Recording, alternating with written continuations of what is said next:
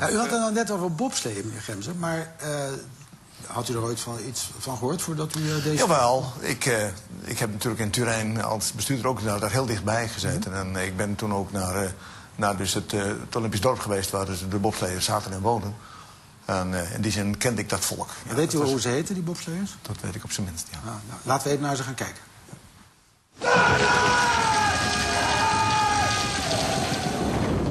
Van Kalker komt nu in het lastige gedeelte rond bocht 9. Veel snelheid, 112 km per uur op dit gedeelte. En oh, daar gaat het mis. Wat een zware crash voor de Nederlandse viermansbob. Edwin van Kalker krijgt zijn bob niet uit bocht 9.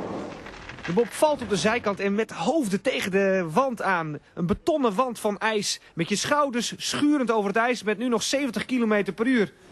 En dan komt dit keihard aan, zo'n crash. En dan is het stil. Ja, dan denk je, ze weten zelf niet meer hoe ze heten. Of heeft u dan contact met die jongens? Ik bel ze dan wel heel snel na die tijd eventjes op. En dat is een van de zaken waar ik dan mezelf wat heb toe aangezet. Om met name mensen die wat in de problemen zitten, in de buurt van de prullenbak komen, om daar dus wat meer aandacht aan te geven. En dat is dan gemakkelijk, want die worden gemakkelijk overgeslagen. Want de beteren, nogmaals, die zijn altijd in de aandacht. Ja. En juist diegenen die dus eigenlijk die support even nodig hebben, en waar ik zelf ook iets in beleef om dat contact te hebben, ja, dat doe ik wel. Wat wij hebben begrepen van Art Schenk is dat toen hij de klus deed, dat hij probeerde er een soort van familie van te maken. Dat bij wijze van spreken Sven Kramer ook ging kijken naar het bobsleeën als het even kon. Maar in die zin is de nieuwsgierigheid bij dus die sporters naar elkaar toe toch ook wel gegroeid. En ik moet zeggen, dat is er ook wel. Aan de andere kant, als je familie bij elkaar hebt, ga je ook op vakantie met elkaar. En dat vraag ik niet. Dat is ook niet mijn streven. Maar u wil er toch wel iets van een wat breder team van maken, of niet? Nou, en dan gebruik ik als referentie dus de eerste Olympische Spelen die ik zelf mocht meemaken in 1988 in Calgary. En wat ik me daarvan herinner, ondanks dat we dus op zo'n stukje na geen goud wonnen en dus eigenlijk verloren een beetje, alhoewel het al een tweede plek was, met alle respect voor zilver. De wijze waarop dus daar met elkaar dus door de tijd en dus de Olympische Spelen werd gedaan, is in herinnering dus uit een dusdanige kostelijke samenhorigheid geweest. Ja, en ik hoop dat ik op een of andere manier dat kan realiseren, voor zover ik dat zou kunnen de komende tijd. Hoe gaat u dat doen? Heeft u daar een soort plannetje voor bedacht? Nee, daar heb ik geen plan voor. En in die zin moet je ook dus datgene wat je aan verscheidenheid aan mensen tegenkomt iedere dag, moet je dus de situatie waarin ze verkeren en datgene wat er dus met hun vak en met hun sportdoek gebeurt, wordt het zo bepaald, daar kun je geen scenario van tevoren voor bedenken. Het is altijd weer anders. En ik steun daar maar een beetje op mijn eigen ervaring. En daar heb ik ook wel wat vertrouwen in. Ja. Is het nou zo dat er regels zijn van Henk Gemser die voor iedereen gelden, die iedereen in zijn hoofd heeft? Jongens, we gaan naar Vancouver. Dit zijn de regels van Henk Gemser. Nou, dat zijn er twee. En de eerste die is, en we zijn in mei vorig jaar zijn we bij elkaar geweest, een lang weekend. Dat we lang, 24 uur zelfs, van vrijdag tot en met zaterdagmiddag 2 uur. En toen hebben we een aantal zaken verteld. En er zaten alle potentials, niet alleen dus degenen die nu gaan, maar ook dus degenen die dus mogelijk een kans hadden om wel te gaan. En die helaas zijn afgevallen. Maar er zijn grenzen. Heb ik 2 dingen verteld. In de eerste plaats dat je dus, als je dus 2 dagen na de opening dus moet gaan acteren, aan de startstreep wordt geroepen, dan mag je niet meedoen aan de openingsceremonie.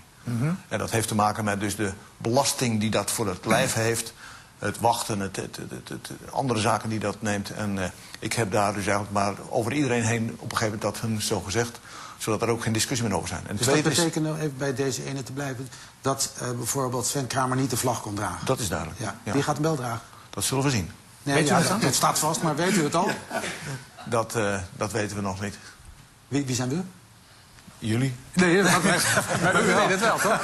Maar ik vermoed dat ik het wel weet, ja. Maar dat wilt u nog even geheim houden om een reden? Ja, precies. Want, is dat een soort persmomentje? Nogmaals, je hebt een concept op een concept op een concept en dan uiteindelijk neem je een beslissing. Ja. Oké, de andere regel? De andere regel is dat ik dus de privacy in het Olympisch dorp gegarandeerd wil weten. En dat betekent dat in dus de eigen ruimtes waar dus de Nederlandse delegatie woont, dat daar geen anderen komen. En dat is mogelijk wel wat sneu naar dus de betreffende familieleden van de sporters. Partners. Maar en anderszins, maar dan zou de ene dag komt tante Mien mee. En de volgende dag komt de moeder van Griet komt mee. En de volgende dag is het Kees, de broer van Jan.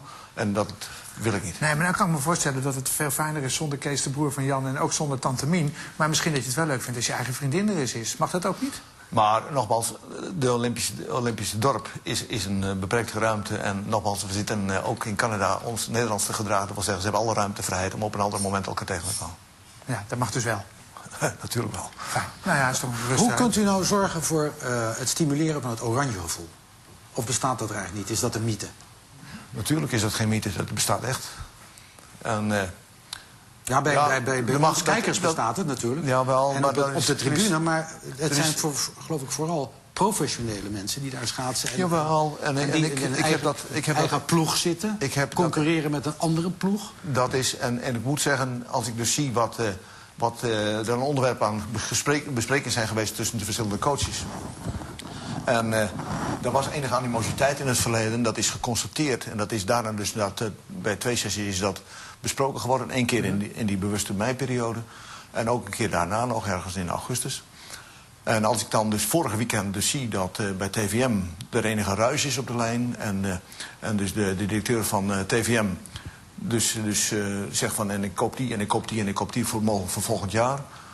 Als Gerard Kemkes dan onmiddellijk diezelfde dag de telefoon neemt en Jacques Ory belt, dan stroom ik in alle stilte een beetje over en denk ik, goed gedaan jochie. Ja. En dan, met alle respect voor Gerard, maar dat is dan die kerel die er net op een gegeven moment in beeld was. Want dan heeft hij het begrepen. Want Juist. je moet niet ten koste van elkaar groot zijn. Nee. En nogmaals, je hoeft niet met elkaar op vakantie. Maar inderdaad weten waar die grens is en wat even niet kan. En dat aan die ander vertellen, nogmaals, dat vind ik prachtig. Is er ook zeg maar, een discipline tussen de verschillende sporters? Hè? Dus dat de schaatsers op een ander level bekeken worden dan de bobsleiers?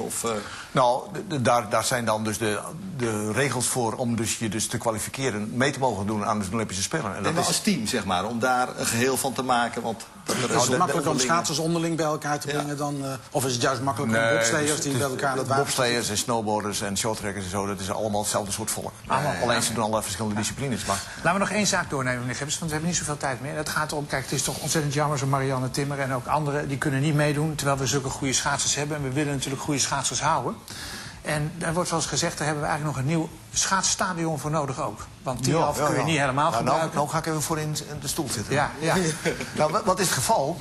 We zijn hartstikke goed in ons Nederland met schaatsrijden. Ja. Maar qua accommodaties, dus facilitering van die sporters, vinden we dat we het allemaal heel goed doen. Maar we liggen echt een lichtjaar achter ten opzichte van het buitenland.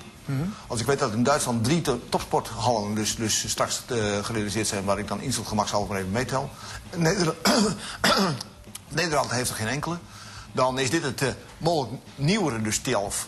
Als hij dus op de locatie zelf zou blijven. Ik zou, als de volgende plaat mag komen, want ik weet dat hij er u heeft platen meegenomen ook, want dan wil ik naast... ik neem de kans, hè. Ja, u weet dat de aftiteling loopt, hè. Dus wat ik graag wil, is dat naast dus dat nieuwe stadion mogelijk...